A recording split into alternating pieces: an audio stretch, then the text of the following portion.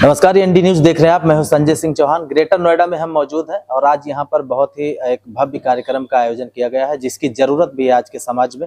नव सृजन कार्यक्रम ये गायत्री परिवार के द्वारा आयोजित किया गया है, जिसमें मुख्य अतिथि के तौर पे धर्मवीर प्रजापति जी, यूपी सरकार के मंत्री यहाँ पे पहुंचे हैं। इनसे सीधे बातचीत की शुरुआत करें। सर, सबसे पहले बहुत स्वागत है। धन्यवाद आपका। आज नव सृजन कार्यक्रम में आप पहुंचे हैं, क्या कहेंगे आज की पीढ़ी पे, आज के समाज, संस्कृति और साहित्य को लेकर? देखिए, निश्चित रूप से पहले से ही बच्चों के साथ संवाद तो मैं पहले से ही कर रहा हूँ। जब जेल विभाग मेरे पास था तो जेलों में मैंने जब 40 साल से नीचे के युवाओं की संख्या 80% 85% देखी तो उनके साथ संवाद शुरू किया, उसका परिणाम भी आया। जेल विभाग जब चेंज हुआ है तो उसके बाद मैंने कॉलेज में बच्चों के साथ संवाद शुरू किया है और मुझे बहुत खुशी है कि GL Bajaj institute of management में आज इस तरह का नव सृजन का कार्यक्रम है, संकल्प समारोह का कार्यक्रम है। इसमें मेरे अपने मन की बात है जो मैं बच्चों के साथ संवाद कर रहा हूँ, उस विषय पे मुझे अवसर मिलेगा यहाँ बात रखने का अपना, और ये मेरा पसंदीदा कार्यक्रम है। वैसे भी तो युवाओं में एक नव चेतना का संचार कैसे हो, युवाओं में देश की संस्कृति के प्रति भी लगाव हो, युवाओं में प्रकृति के प्रति कैसे हम जो है जागरूकता का एक कार्यक्रम के माध्यम से, ऐसे कार्यक्रमों के माध्यम से युवाओं में प्रकृति का कैसे संरक्षण हम लोग करें, प्रकृति के महत्व को हम कैसे समझें, ये विशेष जरूरी है आज के समय में। कोरोना कालखंड हम सब ने देखा, झेला भी है, परिस्थितियों को हमने उस समय की देखा है, तो जरूरी हो गया है कि युवाओं में प्रकृति के प्रति एक जागरूकता बढ़े और प्रकृति के संरक्षण के प्रति युवाओं में एक, मैं कह सकता हूं कि नई ऊर्जा प्रकृति के संरक्षण के लिए जागे, ऐसा मेरे मन में भावना है। तो दूसरा, इसके साथ साथ जल, पानी का भी संरक्षण संवर्धन हो, ये भी एक विषय मेरा रहता है। और माँ बाप बच्चों के साथ जब मैं संवाद करता हूँ, माँ बाप अपने सारे खर्चों में कटौती करके त्याग करते हैं, समर्पण करते हैं, फिर बच्चों की पढ़ाई की, उनका भविष्य बनाने के लिए पढ़ाई की व्यवस्था, उनकी फीस की व्यवस्था, उनकी ड्रेस की व्यवस्था, उनकी किताब कॉपी की व्यवस्था, बच्चों को हम संवाद के माध्यम से वो एहसास कराते हैं कि आपको माँ बाप का जो त्याग है वो भी ध्यान में रखना है। अगर माँ बाप का जो बच्चा ध्यान में त्याग रखेगा, समर्पण रखेगा, तो वो बच्चा निश्चित रूप से कामयाब होगा। मंत्री जी, अभी मैं 2 दिन पीछे एक महामंडलेश्वर जी का इंटरव्यू कर रहा था। उन्होंने एक बात कही कि आज के समाज में आप अगर गौतम बुद्ध नगर जिले उदाहरण तौर पे देखा जाए, यहाँ पे जिस प्रकार से स्कूल कॉलेज की एक बड़ा यहाँ पे सिस्टम है, बड़ी संख्या में स्कूल कॉलेज है, लेकिन ऐसे में गुरुकुल बहुत गिने चुने होते हैं, जिनको आप उंगलियों पे गिन सकते हैं इतने बड़े जिले में।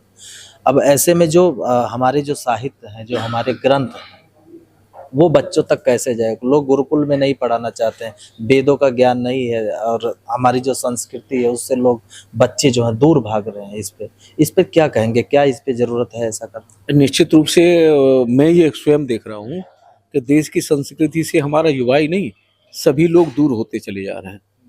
तो देश की संस्कृति को भी बढ़ावा दिया जाना चाहिए, देश की संस्कृति भी आगे बढ़े, देश की संस्कृति भी हमारे युवाओं के मन में देश की संस्कृति के प्रति प्यार हो, ये भावना भी हमारी रहनी चाहिए। ये निश्चित रूप से मैं उनका समर्थन करता हूँ इस विषय को लेकर के, कि हमारे जो वेद हैं उनका भी कहीं न कहीं ये बात सही है कि गुरुकुल में बच्चों की संख्या अब घटी है, तो वेदों का ज्ञान कहीं न कहीं पीछे छूट रहा है। तो ये व्यवस्था उनका चिंता का कारण है, लेकिन मैं मानता हूँ कि उनका काम ही यही है। हमारे ऋषियों का, मुनियों का, हमारे शंकराचार्य जियों का देश की संस्कृति को आगे बढ़ाना, वेदों को, पुराणों को आगे ले जाना, उनका काम यही है। तो ये अपना काम वो कर भी रहे हैं। रही बात है कि उनको इस विषय में चिंता है, ये मैं मानता हूँ कि अच्छी बात है। आज के समाज का जो बच्चा है वो मोबाइल पे 1 घंटे, 2 घंटे, 4 घंटे बैठ के आज तमाम चीज़ें देखना चाहता है, लेकिन आधे घंटे रामचरितमानस या वेद पढ़ना नहीं चाहता। वो किसी सत्संग में या भागवत में जाने से माँ-बाप पहले चले जाते हैं, लेकिन जो नई पीढ़ी के जो बच्चे हैं, वो भी थोड़ा-सा दूर भागते हैं। क्या वजह? मैं कह सकता हूँ कि मोबाइल बहुत अच्छी चीज़ है। मोबाइल बहुत अच्छा है, बशर्ते हम उस मोबाइल को अपने भविष्य सँवारने के लिए यूज़ करें। अगर मोबाइल में अनर्गल बातें हम देखेंगे तो कहीं न कहीं रास्ता भटक सकते हैं। इसलिए मोबाइल का इस्तेमाल भी मेरा आपके माध्यम से कहना है कि बच्चों को अपने भविष्य सँभालने के मोबाइल का इस्तेमाल ज़रूर करें। मोबाइल बहुत अच्छी चीज़ है, लेकिन भविष्य बनाने के लिए और फालतू समय है हमारे पास, तो हमारे पास तमाम शास्त्र हैं, किताबें हैं, नॉलेज बढ़ाने की किताबें हैं, उनमें हम समय दें। और मेरा आपके माध्यम से एक और मैं विशेष जोर दूँगा कि परिवार में एक आम चलन ऐसा बन गया है कि एक-दूसरे के पास समय नहीं है परिवार को देने के लिए। कोई न बैठना नहीं चाहता। बच्चों को समय है, न माँ-बाप को समय है। मैं आपके माध्यम से मैं कहना चाहूँगा कि परिवार को समय ज़रूर देना चाहिए।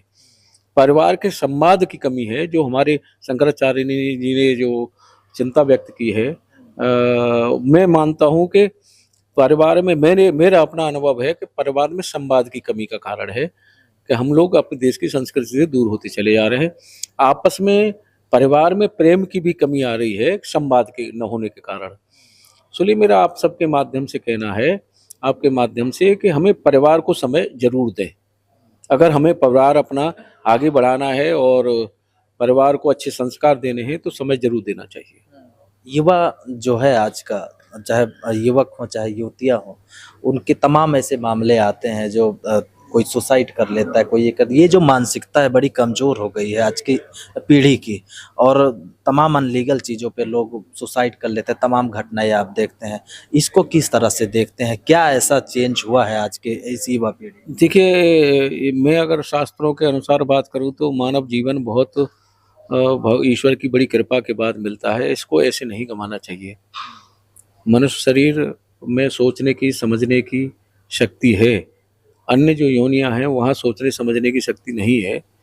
तो ऐसे ही इस शरीर का मैं कह सकता हूँ कि इस तरह से शरीर को त्याग देना, ये अच्छी बात नहीं है। हमें परिस्थितियों से जूझना है, परिस्थितियों से संघर्ष करने का ही नाम जीवन है। परिस्थितियों को समझना चाहिए और परिस्थितियों के साथ जी कर के एक उदाहरण पेश करना चाहिए। तो मेरा अपना मानना है कि बच्चों को मैं आपके माध्यम से कहना चाहूँगा कि हताश निराश नहीं होना चाहिए। ये जीवन संघर्ष में है, संघर्ष करना चाहिए और स्थापित होकर के ये प्रेरणा देनी चाहिए अन्य लोगों को। यूपी सरकार में आप मंत्री हैं, जिस दिशा में प्रदेश सरकार कार्य कर रही है, उसको किस तरह से क्या कहना है? देखिए, यूपी में 7.5 साल के कार्यकाल में 7 साल से ज़्यादा का कार्यकाल हुआ है माननीय मुख्यमंत्री योगी जी के नेतृत्व में। ऐतिहासिक निर्णय हुए हैं। आम ज़रूरत होती है शिक्षा, स्वास्थ्य, सड़क, बिजली, पानी। हमने हर क्षेत्र में काम किया, हमने शिक्षा के क्षेत्र में काम किया, सड़कों पे मूलभूत काम किया है, स्वास्थ्य के क्षेत्र में हमने काम किया है। अगर विस्तार से करेंगे तो घंटों का विषय है। तो हर क्षेत्र में हमारे योगी जी के नेतृत्व में जो सरकार चली है उन्होंने काम किया है। कोई क्षेत्र ऐसा नहीं जिसमें हमने काम नहीं किया है। ऐसे ही केंद्र की हमारी सरकार है। दोनों ही हमारे महापुरुष आदरणीय प्रधानमंत्री मोदी जी और आदरणीय योगी जी 17-17, 18-18 घंटे काम करते हैं, बिना रुके, बिना थके काम करते हैं। तो मेरा मानना है हम सबके लिए करते हैं।